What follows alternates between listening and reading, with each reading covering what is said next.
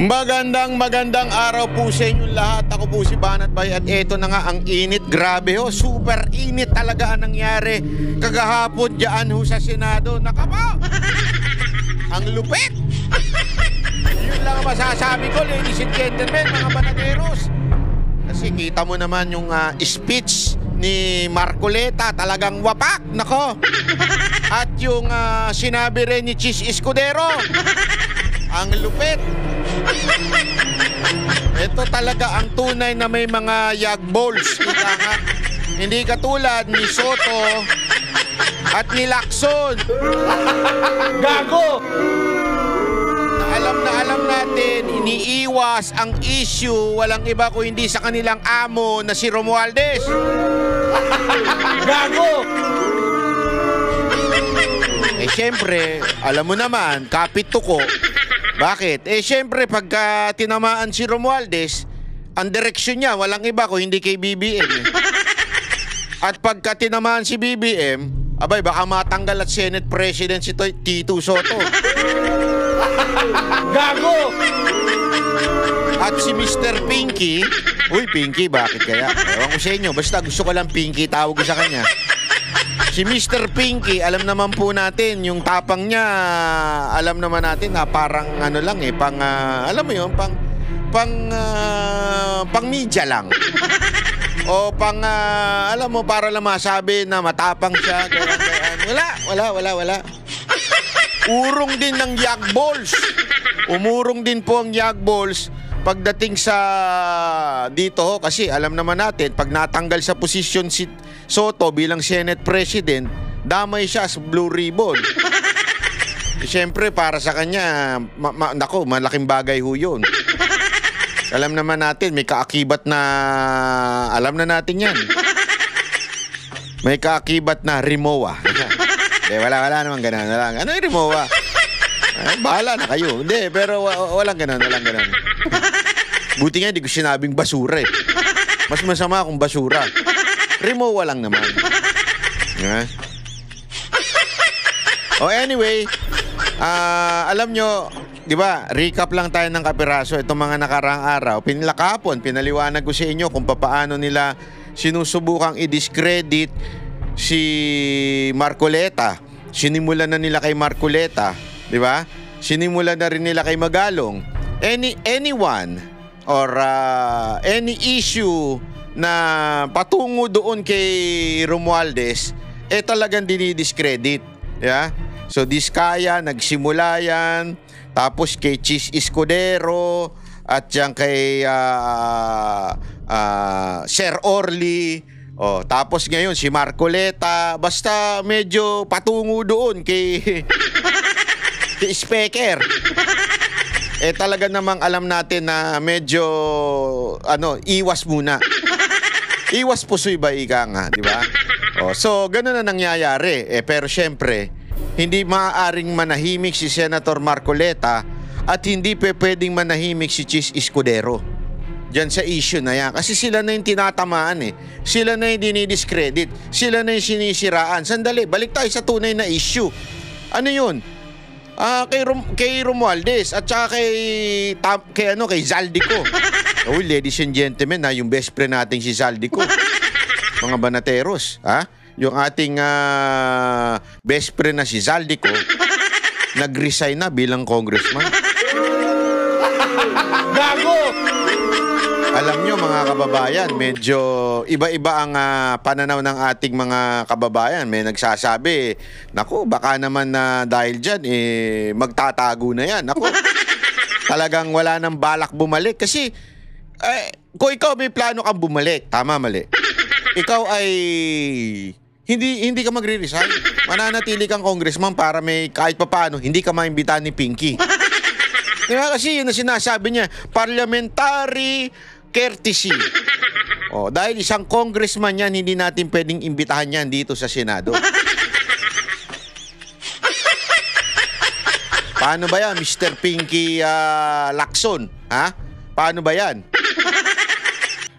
Pwede mo nang imbitahan ngayon yan kahit nasa ibang bansa kasi hindi na siya congressman. Baka na naman may palusot ka na naman yan.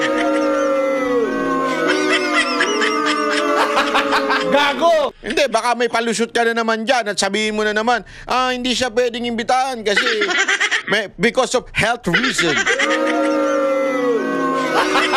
Gago! Hindi, kasi hindi na ho nawalan ng ng dahilan ho ito si Pinky.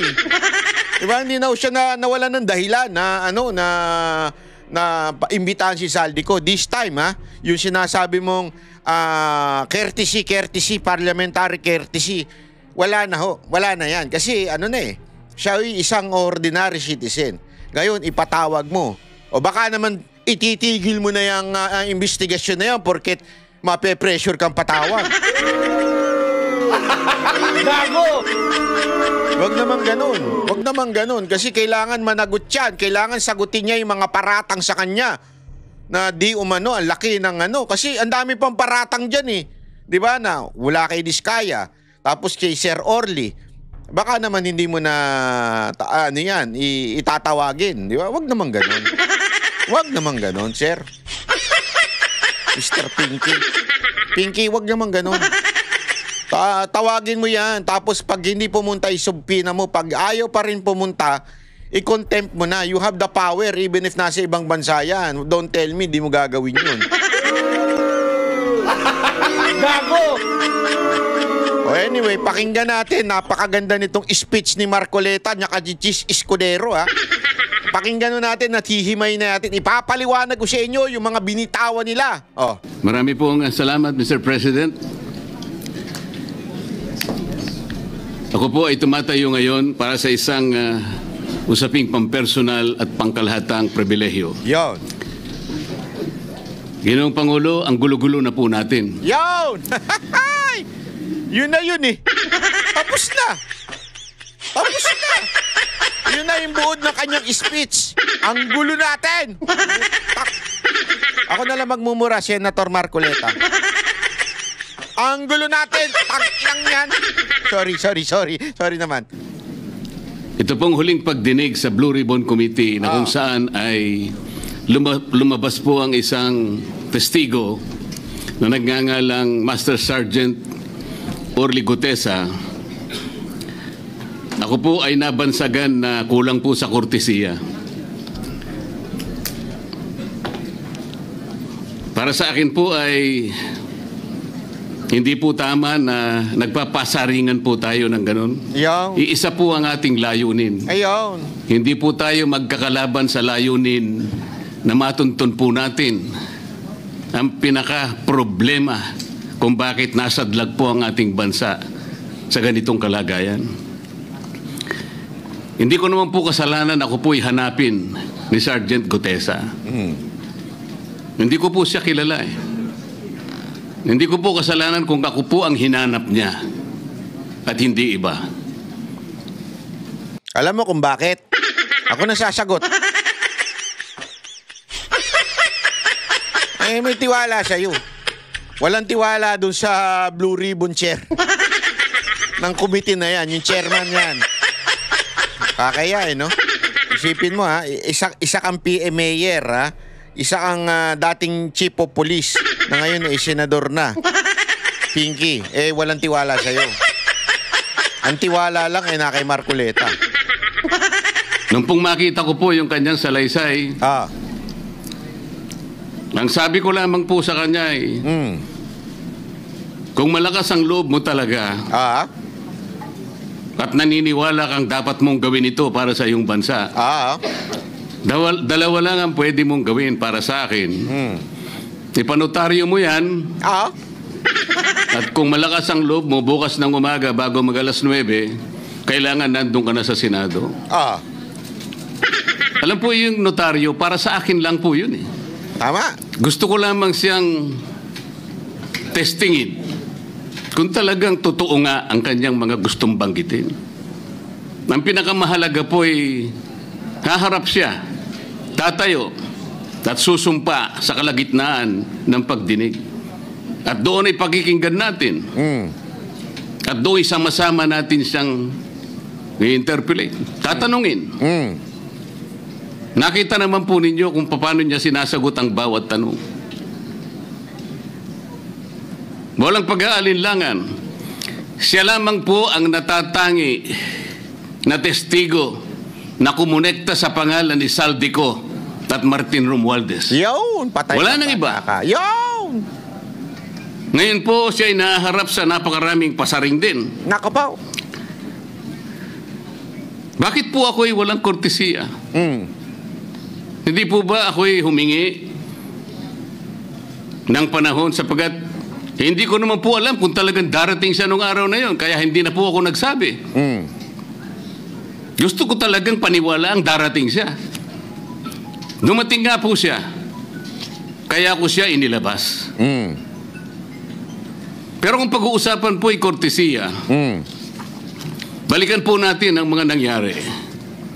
Nung ako po ay chairman pa ng Blue Ribbon Committee, nagkaroon po ng pagdinig. Unang pagdinig ay August 19, 2025. Isang araw bago po nagkaroon ng pagdinig ang Blue Ribbon Committee, ang ating pong kasama, si Senador Lacson, ay nagkaroon po ng posting.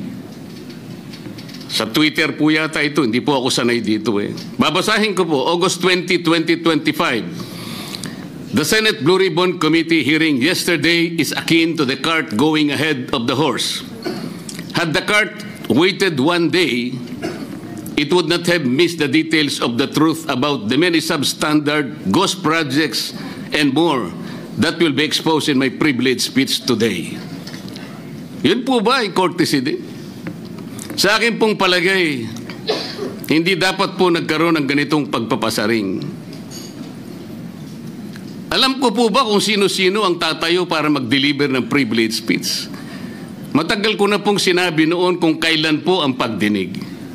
Wala po akong itinago.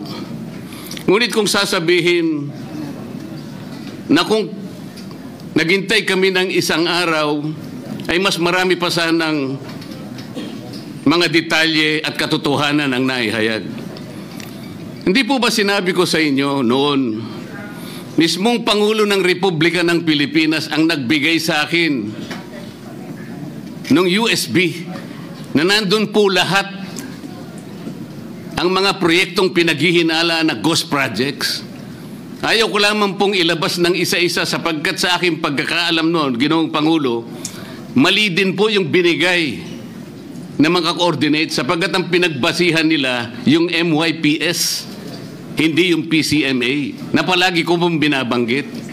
Sa mga kapatid, kahit na po yung mga binanggit na projects ng ating kasama, salig po sa mga maling coordination eh. At saka konti lang, pinili lang. Nagkataon lang po maganda nga talagang pagkakapresent sapagkat kulang na lang po yung cinematography at saka screenplay. Kung meron palang sanang sound effects, baka nandun yun eh. Huwag po sanang ganun magpasaringan tayo. Iisa po ang layunin natin dito eh. Yung matukoy natin kung sino ang merong utak dito. Diyan. Na ngayon po ay unti-unti na pong naihayag. Sino bang natatakot kay Martin Romualdez? Yan. Sino ba? Your Honor. Ako po alam ko kung sino natatakot. Gusto niyo po bang pangalanan ko po, Your Honor?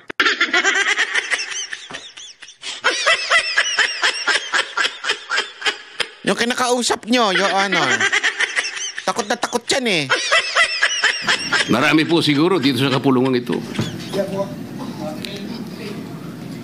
Pero hindi ako natatakot kay Martin Romualdez. Yawn.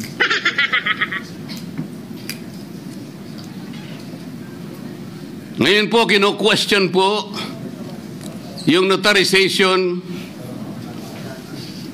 ng statement ni Gutesa. Dahil yung babae po, yung abogadong babae, nag-notarize, tinalikuran po niya ang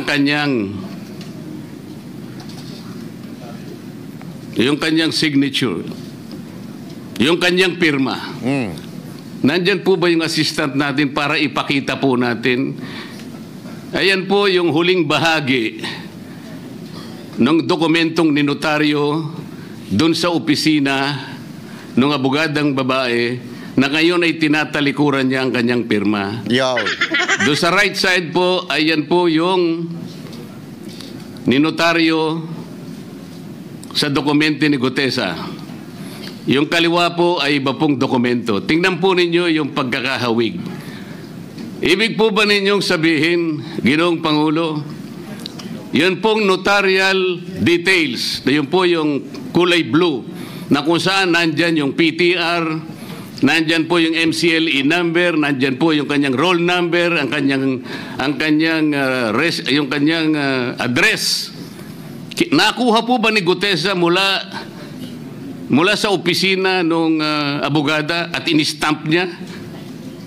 Pagkatapos po yung detalye na nasa bandang kaliwa na kung saan makikita nyo document number, page number, book number, series of 2025. Makukuha po ba ni Gutesa mula sa libro, mula sa notarial register ng abogado?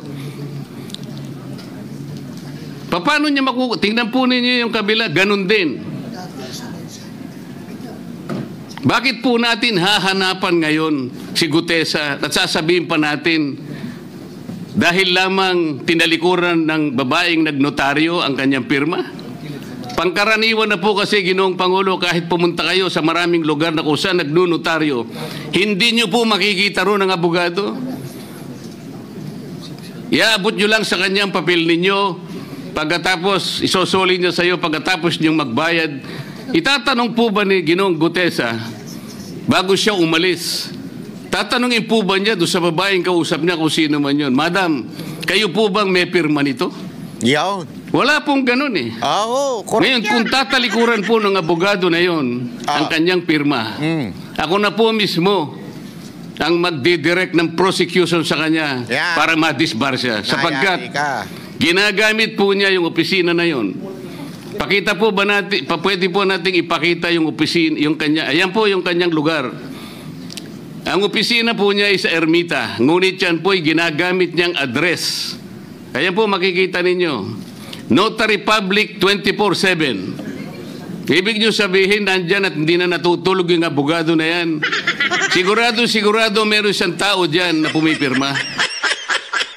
Meron ka pang 24/7, hindi ka natutulog? Adik ka? Gago! Hindi. Ako nagtatanong lang ako, hindi ako nag-aakusa. Kasi yung mga adik yan, yung mga hindi natutulog eh. Adik kaya yung pumirma na yan? Hindi, di ba? So, definitely, hindi po siya adik. Eh, bakit 24/7? Alam na makatambay siya dyan, 24/7. Gisingin niyo ako, ha, pag kami magpapanotaryo. Magkano rin notaryo? Kapag gising ka, para lang doon. Abogado ka. So, ibig lamang sabihin nun, logic says, yung mga ibang oras, hindi ikaw ang pumipirma, tinatatak lang yan. So, tama yung sinasabi mo na hindi ka pumirma. Pero, pinanotaryo talaga. Diyan sa opisina mo. Huwag tayong maglukuhan. Ang problema, mga banateros, ayaw ipatawag ni Lacson. Gago! Diba? Ayaw niya ipatawag eh. Bakit kaya? Hindi ko alam. Bakit ganun? Bakit ayaw niya ipatawag? Kasi mabubuking na totoo talaga at kasalanan niya na pumirma siya, na pinapirma niya yung sekretary niya. At ginagaya na lamang nung kanyang staff o secretary yung pirma niya. Ganyan po palagi. Kalakaran, ngunit hindi tama. Tama. Sapagkat sa batas po ng notaryo, kailangan nakaharap po yung magnunotaryo sa nagpapanotaryo. Yari ka ngayon. Bakit po niya ngayon sinabi na hindi niya pirma yun? Maring hindi niya pirma, ngunit tinayaan niya kung sino man ang taong yun na ipirma yung dokumento. Yari ka! Kagaya po ng nasabi ko, naging academic na po yung notaryo sapagkat ang tao ay tumayo sa ating kapulungan. Yan. Binasa niya. Kaya lang, Senator Marcoleta, para malihis ang issue, lalo na doon sa mga tangang pinklawan, para sa mga tangang pinklawan na pinagpipilitan na wala sa wisyo yung sinasabi ni Sir Orly, sinasabi nila, ang pinupunto nila yung notaryo. Dahil tanga po sila, wala talaga tayong magagawa. Ayaw lang talaga nilang banggitin ang Panginoon ng mga ulul. ng mga Pinklawan at mga makakaliwa. At yan po ay si Martin Romualdez. Gago! Takot kayo, mga animal kayo. Yung kanyang statement. Yung mga bayarang media nga po, sinasabi pa eh. Yo, bayarang Kino-coach ko pa eh. Bakit ko po siya sinabihan na dahan-dahan siya? Dahil po nung panahon na binabasa niya na yung kanyang statement. Sinusundan po namin yung kanyang binabasa. Binigyan ko po ng kopya ang chairman ng Blue Ribbon Committee. Binigyan ko ng kopya ang ating Senate President at yung aking katabi si Senator Gatchalian. Dahil 4 lamang pong original ang meron kami. Yung binabasa pala niya ay Xerox copy kaya may naputol sa baba. Gusto ko lamang pong ma-record ng totohanan. Dahil doon sa umpisa po niya, merong isang linya po siyang nalaktawan. Alam po ito ng mga kasama natin na sinusundan po habang binabasa namin. Doon sa pangalawa po, 2 linya naman po ang nalaktawan niya. Kaya gusto ko lamang pong maging maayos ang pagre-record ng kanyang statement. Ano po sabi ng mga bayarang media? Hindi ko naman po nila lahat. Bayaran! Kaya ako po hindi nagpapa-interview sa kanila. Oy, mga putang ina niyong bayarang media. Oy, mga bayarang media, are you listening? Are you listening? Alam ko po ang karakter ng ating media ngayon. Alam na. Nakakaawa na po ang kalagayan. Aba, siyempre. Binanggit na po ng dating Senate President ang nangyari do sa statement ni Diskaya. Siya ang kauna-unahang nagbigay ng statement na kung saan binanggit ang 17 congressmen. Ngunit nakakapagtaka. Hindi na po natin tinutuntun yung 17 na yun. Kagaya na nga sinabi ng Senate President, napupunta na, natutuon na yung pagtuntun sa mga kasama natin dito. Ayaw. Bakit po? Natatakot ba tayo kay Martin Romualdez? Siguro po, yung iba sa inyo natatakot. Ginoong Pangulo, naghalo na po ang balat sa tinalupan. Ayaw. Bakit po? Ngayon ko lamang po nakita sa pagdinig ng Blue Ribbon Committee. Nandun po yung Justice Secretary. Hindi pa po natin natatapos na pagtatanungin yung respondent, yung resource person, na tayo po ang merong legal and physical custody. Hindi ko maintindihan kung bakit dadalhin niya sa kanyang opisina at pagbalik niya, meron na siyang supplemental affidavit. Ayaw. Ano po ba itong nangyayari sa atin? Baboy. Meron na ba tayong alito? Binababoy. Alam mo, pinost ko nga yan eh. Pinost ko yan. Sabi ko, grabe talaga, binababoy na ho ang ating batas. Binababoy na ho. Wala akong biro. Hindi ako nagbibiro. Grabe na yung pambababoy na ginagawa nila po. Kasi, as in literal, halatang iniiwas ho kay Romualdez. Mantakin mo, Senate President ka, Blue Ribbon chair ka, abay, takot ka? Di ba? Hindi nyo ba naisip yun? Takot ka sa natin? Sa speaker? Nakakatindig balahibo yun na parang, mantakin mo, takot ka? Kadiri talaga. Tunin, meron na ba tayong agreement sa pagitan ng DOJ at ang pag-imbestigang ginagawa natin sa Blue Ribbon Committee? Alam mo, yung sinasabi ni Marcoleta na yung kanyang, yung kay Remulla, kasi halata ho na eto galaw ng Malacanang. Coordinated from the executive, which is kung saan under ang DOJ, secretary, di ba? Ay talagang halatang iniiwas na kay Romualdez. Bakit? Kasi nga tatamaan si BBM. So, ito hong executive na DOJ, di ba, nasa executive branch, talagang iniiwas na ho dito. Sa madaling salita ho, talagang ewan ko nga kung ang dating nito takot pa o talagang baka naman natataranta na sila. Baka ganun di ba? Hindi lang takot, natataranta na, di ba? Tuloy. Hindi ko na po maintindihan kung ang Blue Ribbon Committee is the investigative arm of the Department of Justice. Ay, naku po. Ang sabi ko po nung nasa ikalimang pagdinig pa lang tayo, sapagkat nakikita ko na po ito, kaya po naghangad pa ako sa ating chairman no na sana'y paraanin niya ako, meron lang akong gustong isang guni muna at pag-usapan sana muna. Eh, hindi naman po ako nabigyan ng pagkakataon kaya nagkaroon pa po ng konting sagutan doon. Ito po yung gusto ko sanang ayusin muna, pag-usapan muna natin. Lalong-lalo na po ang kaugnayan natin sa bagong tatag na ICI, Independent Commission on Infrastructure. Ano po bang ugnayan natin dito? Hindi po ba tayo mag-uusap muna? Hindi ba tayo gagawa ng regulasyon muna? Meron po tayong mga doktrinang isinasaalang-alang. Nasaan na po ang institutional boundaries? Nasaan na po ang separation of powers? Nasaan na po ang system of checks and balances? Di ba natin isasaalang-alang ito? Dadalawang tao lamang po ba ang mamamagitan sa pagitan ng mga institusyon na ito? At mawawala na po kami sa picture? Are we supposed to be kept in the dark, Mr. President? Yung po, kung mo ba sinabi ng ICI na isa sa kanilang mga poder, kapag ka nag-request po sila, makakakuha sila ng impormasyon sa House of Representatives, sa Senate, sa Korte, sa Sandigang Bayan, at kahit sinong otoridad. Ibig ba sabihin wala na tayong opsyon na tumanggi?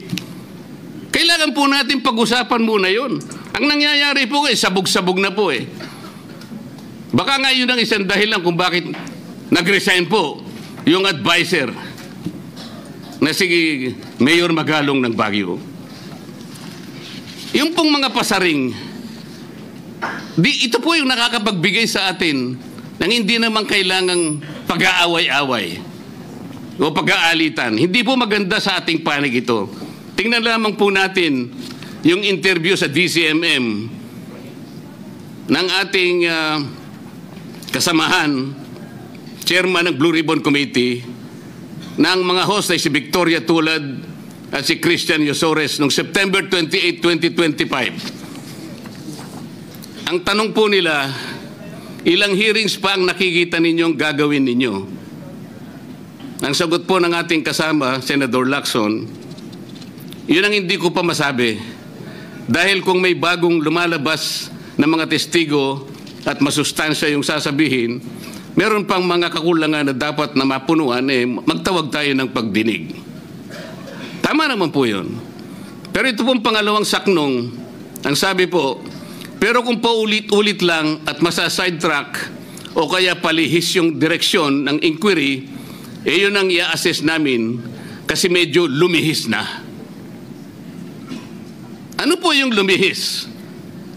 September 28, dito lumabas si Master Sergeant Orly Gutesa. Lumihis po ba o dumiretso? Mula kay Saldico, ikinonekta po niya kay Martin Romualdez. Sa akin palagay, dumiretso po, hindi tayo lumihis eh. Pagkatapos tinanong pa po, do you think po, coach po si Gutesa? At iba pong observation baka si Senator Rodante Marcoleta dahil parang sinabihan siya nung nagbabasa siya. O nalimutan mo, balikan mo itong paragraph na ito. Naipaliwanag ko na po kung bakit ko lamang siya sinansala at sinabi kong balikan mo sapagkat meron nga po siyang nalalaktawan base po sa sinusundan namin na binabasa niya na dokumento. Ang sagot po ni Senator Lacson, medyo natawa pa nga siya, kayo nang humusga sa lahat ng yan, tayo nag-viral na. Siguro, ang sasabihin ko na lang, yung hula nyo, yun ang hula ko. O hula ko, hula nyo. Parang, your guess is as good as mine. Hindi po maganda yung inference eh. Parang ang lumilitaw, kinots ko eh. Malinaw, di ba? Yung sinasabi ni Marcoleta na nilaktawan, hindi naman niya ibig sabihin na nilaktawan dahil tinuturuan. Kasi nagbabasa sila ng sinumpaang salaysay niya. So binabasa nila, siguro hindi niya nakita. Di ba? Yun yung sinasabi. Ang hirit nito ni Lacson, para bagang pinagdududahan pa. Oh. Bas, eto pansinin nyo, pag si Lacson, tinrato yung mga witness o yung resource person na hindi binabanggit si Romualdez, grabe ang bayani sa kanya. Grabe yung pagtrato niya na very credible ang datingan. Pero basta binanggit si Romualdez, talagang grabe yung pa-interview niya sa mga bayarang media para idiin na, alam mo yon kasi ano lang magbigay ka lang ng pagdududa. Yun po ay isang bagay na po yun na na step mo para i-discredit yung tao. Kahit kapirasong pagdududa lang. Yun ang alam mo si Lacson, magaling yan sa propaganda. Kaya naman naging senador yan. Tingnan ninyo yung pass ni Lacson. Ang galing niya sa propaganda. Bilang isang abogado, magmula po nung ako'y maging abogado, inisip hindi ko po ginawa yung mga bagay na ito. Komisar nga ako Hindi na abogado, sila pa yung nagsasabi Katulad po ni Saldico. Ang sabi ko lang naman po matunog na yung pangalan niya. Napakaraming sources na nagsasabi, kumukonekta kay Saldico, pwede ba natin siyang imbitahin? Ang sabi po, hindi na raw siya imbitahin because of interparliamentary courtesy. Ang sabi ko po, ang interparliamentary courtesy hindi po nalalabag kung iimbitahin lang siya. Halimbawa, invitation letter lang. Nagawa ko po yun kay Congressman Toby Chanco. Voluntaryo po yun Kung darating siya, salamat. Kung hindi siya darating, okay lang. Ngunit, ang pinag-uusapan natin ay problemang kasangkot na po ang kinabukasan ng ating bansa. Sasabihin ba natin interparliamentary courtesy? Nakikinig po ang buong bayan. Tatakpan po ba natin ng dahil sa interparliamentary courtesy? Nakasulat po ba sa bato yun? Absolute po ba yun? Yun po yung aking ikinasasama ng loob Hindi po tayo dapat mag-away-away. Iisa po ang ating layunin. Ang ating bansa ang pinaka-importante sa ating lahat. Bakit po kinakailangang ilihis natin? Bakit po tayo gagawa ng paraan para pagtakpan po natin ang hindi dapat pagtakpan? Ginoong Pangulo, ngayon po'y masasabi ko, si Master Sergeant Orly Gutesa ay mas credible pa po kaysa sa marami sa atin dito sa kapulungan ito. Yun! Si Master Sergeant... Yan yung mga banat di ba? Banateros ang datingan. Huwag na tayo magpaligoy-ligoy. Mas credible pa yung tao kaysa sa inyo. Di ba? Yan ang hirit, Brad. Sino ba yung tinutukoy niya? Walang iba kung hindi yung pamunuan ng Senado. Orly Gutesa. Mas matapang kaysa sa mas marami dito sa ating kapulungan. Yo. Maraming salamat po, Ginoong Pangulo. Palakpakan, Thank you, Senator Marcoleta. Ay nako, grabe Ano ang inyong magiging reaksyon dito? Ha? Ay nako. Alam mo, ito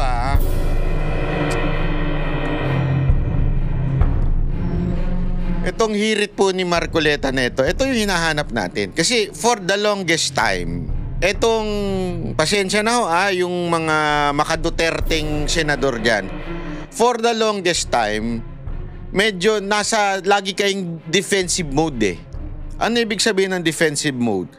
Lagi kayong dumidepensa.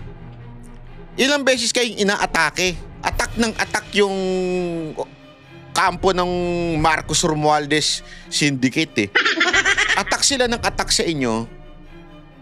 Tapos hanggang sa nasiraan na kayo publicly, in the eyes of the public. 'Di ba? Yung perception sa inyo nasiraan na. But because sometimes yung inyong ugali na hindi ko dapat banatan, hindi ko dapat i-attack yung aking kapwa senador. Ang nangyari sa inyo, lagi tuloy kayong kawawa. Kasi inaatake kayo na hindi nyo alam na inaatake na kayo sa ibang mga media. Yan ang style nila Si Soto, ganyan din ang style. Si Lacson, ganyan din ang style. Yung umaatake sa media, pagkakarap mo ang plastic. Mga hipokrito. Diba? Yung pagkakarap mo, bati-bati kayo, yakapang kayo dyan, beso-beso kayo. Pero in reality, inaatake naman kayo sa media. For the first time, merong isang senador na hindi papayag sa ganong klaseng sistemang ginagawa nito mga to. Ito, senador na umaatake na. Hindi siya defensive. Attack siya. Attack mode. Kaya kita mo? Kasi ako napanood ko yung interview ni Lacson na yun eh.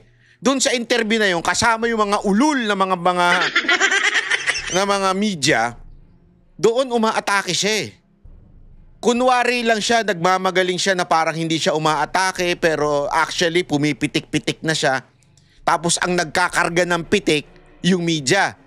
Di ba? Eh kasi itong media na to, kilalang mga bayarang media ito eh. Kilalang mga anti-Duterte media ito eh. Di ba?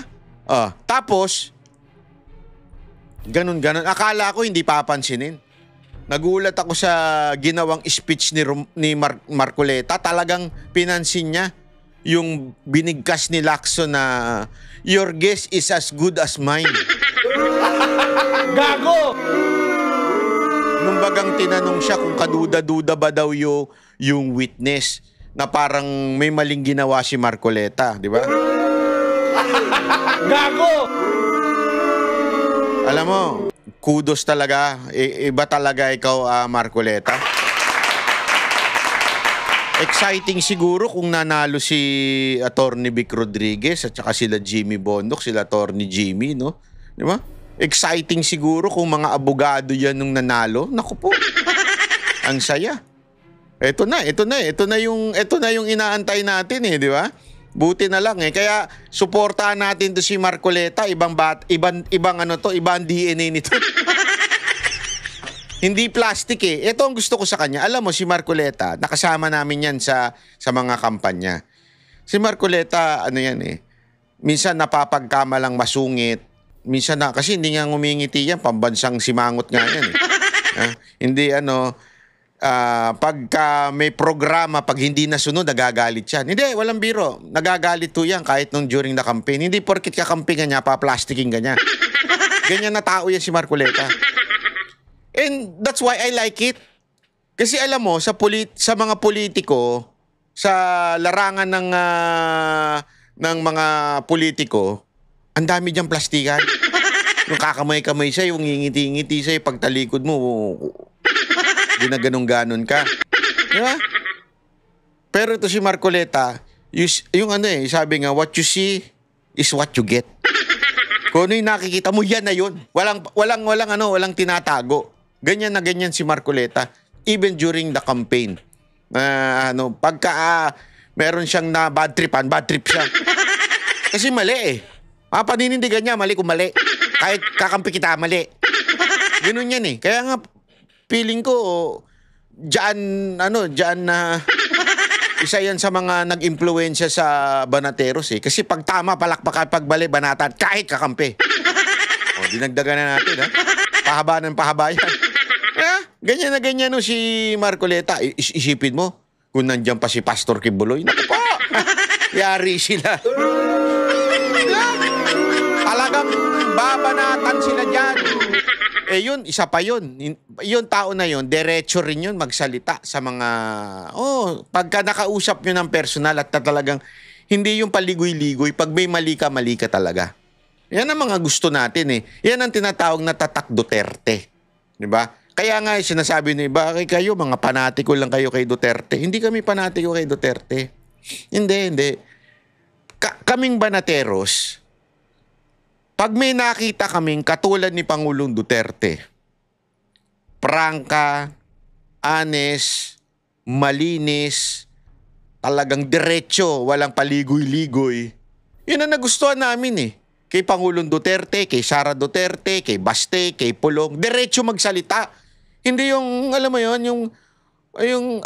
ayoko kasi na mga yung plastikan, yung politiko. Ganun kaya namin sinusuportahan si Pangulong Duterte. Ngayon, pag may nakita kaming gayon, susuportahan namin yan. Kayo nagsasabing panatiko kami kay Duterte. Hindi. Magpakita ka dyan kahit dilawan, pinglawan. Kung ganyan, katapang, alam mo yun, walang sinasanto-santo. Kami ang boses ng masa, hindi natatakot. katotohanan lang, di kami nalulunod. Walang bahid ng sismis, lahat ay totoo. Kahit sino ka pa, pag mali ka babanatan ka. Walang pinipili kulay, wala kaming kinikilingan. Basta para sa bayan, kami lalaban. Pag tama palakpakan, pag mali banatan. Di matitinag, di matatakot, para sa bayan tuloy ang sigaw. Sa harap ng kamera, walang halong takot. Mga baluktot, lahat kayo'y tutumba. Ang hustisya at